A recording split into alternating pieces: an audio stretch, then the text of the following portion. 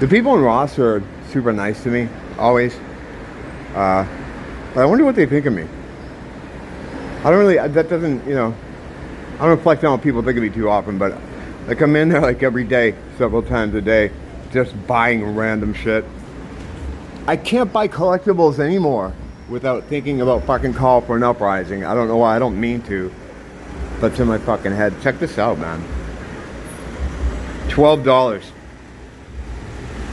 Daniel Son and Michelangelo.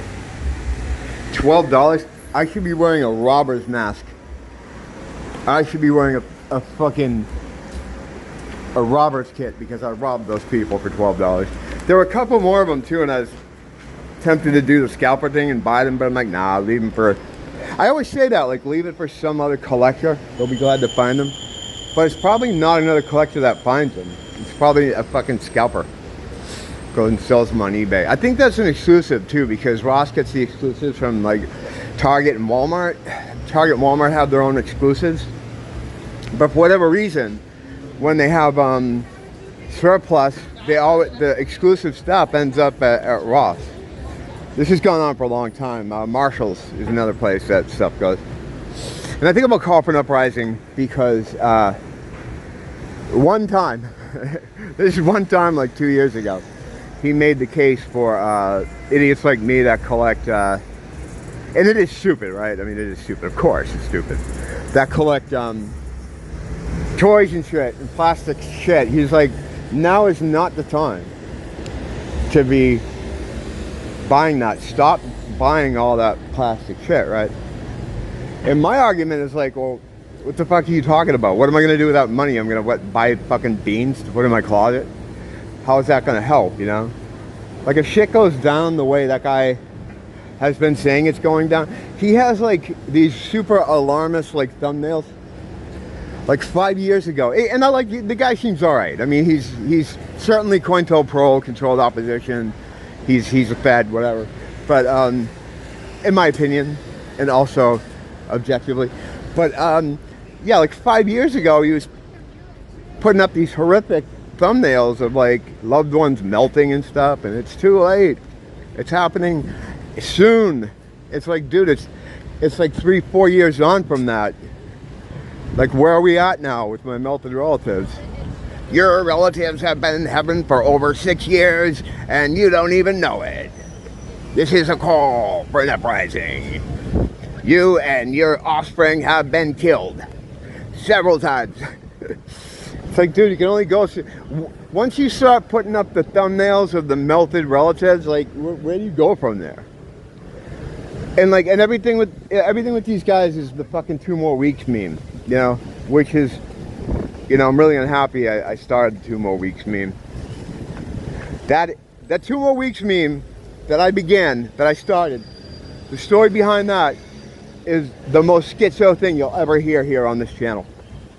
And that, you know, that's fucking saying something, you know, considering. But yeah, I'll have to tell that story sometime. But yeah, everything's 2 more weeks with these guys. Everything's 2 more weeks. 2 more weeks, Patriots. But yeah, the scenario that these guys put out there to create fear is that this horrible breakdown of society is going to happen, and maybe it will. I don't know. But sitting around thinking about it and stuffing my closet with beans versus enjoying life now and getting the thrill of happiness that I get from picking up a Daniel San versus Michelangelo figure, it's really not, I don't have to weigh that out very long. And the thing is too, like, if you started putting food away or whatever, rice, beans, that's not going to do anything. If any kind of breakdown where something like that would be valuable to have, it's not going to be valuable to have, if you know what I'm talking about, if you understand what I'm saying. Nothing's going to help you in that situation, because what good is you? What good is you? What good will it be for you to be the only guy in your building with fucking beans,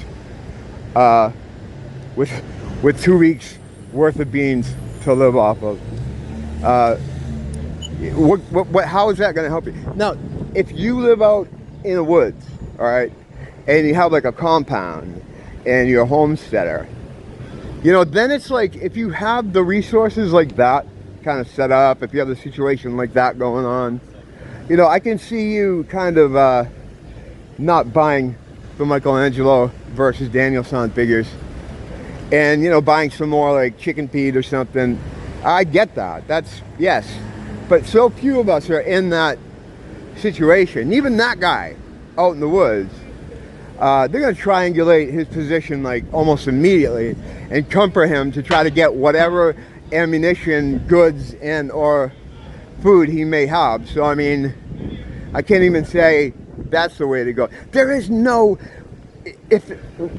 even a fraction of what they're saying is possible does happen, no one is going to be immune from the effects of this.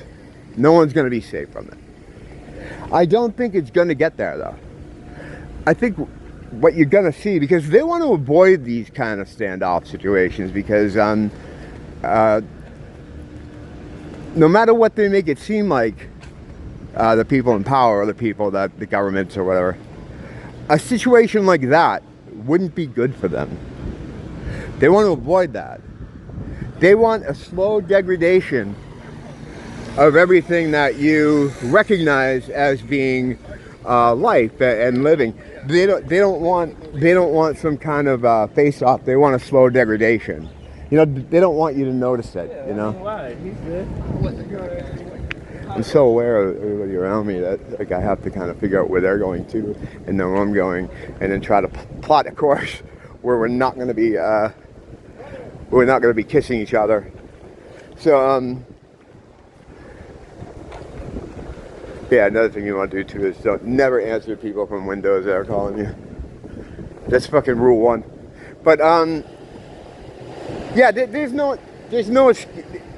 nothing I could do with the limited funds I have is going to shore up my situation so that if things go to pot, I'll be okay. I never would. I don't have the kind of money or the kind of resources to make it so that I would be immune from any kind of collapse of society. So why even fucking bother? Why even bother? So I could live a couple more hours? No. I'm going to enjoy the hell out of that Danielson versus Michelangelo. I'm not going to open it, but in my mind I will. And all kinds of drama. Especially if I bring them in the back. Well, I can't bring them in the back cave unless I open. Am I going to end up opening that fucking thing? I don't want to. Because it's like it's kind of a rare, well, it's sort of a collector's item. And I don't collect either of those lines, you know. I don't know, these are first world problems. Not only are they first world problems, but they're very specific fucking nerd first world problems. But yeah, there's not going to be this this final third act breakdown, because that kind of scenario isn't good for the people quote unquote in charge. Because what it would do is it would show the limitations of their reach. They have, people's imagination is doing half of the work for them. You know, they have this implied control. You know, they have the idea, people think they're running everything. They don't want to give that up. If they really had to show their hand, it would be so weak that people would be like, oh shit, they really don't have their hand on the wheel. Or they really don't have that much gas in the tank. Or you know, they really don't have car analogy. I know I could cross this, but I know he's not looking at all. She's not looking. She would run me over in an instant. All these people they'd love to kill me, all of them. They'd love to run me over.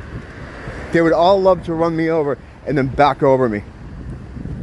It's a harsh reality, but it's, you know, it's where we're at. But yeah, so it's not going to come to that. You're not going to have this breakdown where there's roving gangs, you know, kicking my door in, looking for beans, and just finding fucking Ninja Turtles figures. How you doing? Not supposed to ride the bike on the sidewalk for primarily that reason, but whatever.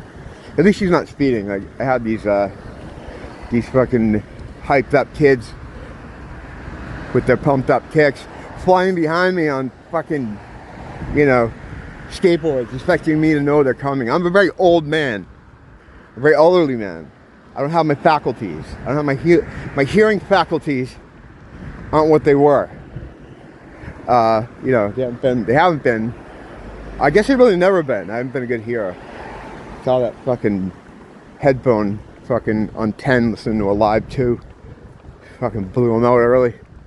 But yeah, you know, it's not supposed to ride bikes up here. That's why they have a bike lane, but no one uses the bike lane. Actually, I understand why they don't use a bike lane, because these fucking psychos out here, they drive so fast and without, you know, well, look at how the population breaks down. And then you tell me if this is a safe place to drive, okay? I'll let you do all the racism. I'm just gonna sit back and I'll put the pieces on the board. You connect the dots and be the racist. I'm not gonna do it. But yeah, so there we go. More plastic shit for my plastic shit collection.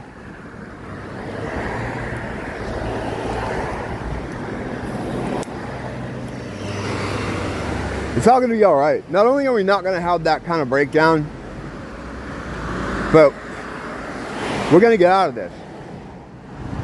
We're all gonna get out of this. It's not gonna be a thing at all. And we're gonna look back at this whole experience here that we're having, this world, this life, this reality. We'll look at it briefly from our vantage point that we're going to be in. And we're gonna say, wow, that was fucked, huh? Yeah.